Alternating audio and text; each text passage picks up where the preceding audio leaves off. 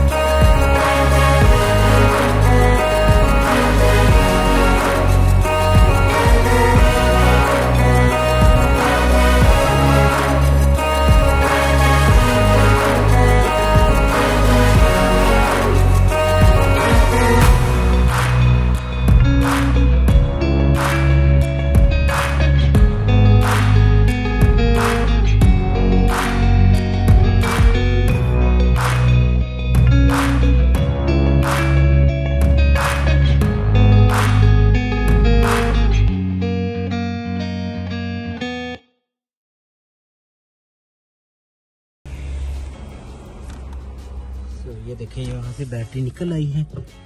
तो ये इसका बैटरी जिसके साथ बैटरी को हमने फर्स्ट किया हुआ था, ये है वो। और वो इसका नट है जो इसके अंदर ये लगा हुआ था। तो अब हम बैटरी के साथ जो है चेक करेंगे कि ये सेम है, कोई फ़र्क तो नहीं है। तो उसकी तरफ चलते हैं।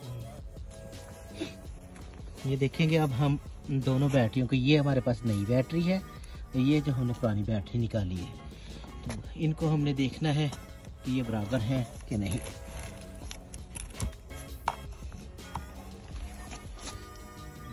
ये देखिए, लंबाई सेम है। वैसे भी जो है तो जितने हमें आहा की चाहिए वो देखें, 12 वोल्ट 80 AH की है। और ये देखें इधर भी ना 12 वोल्ट और 80 AH की है। तो ये वैसे भी जो है सेम बैटरी है।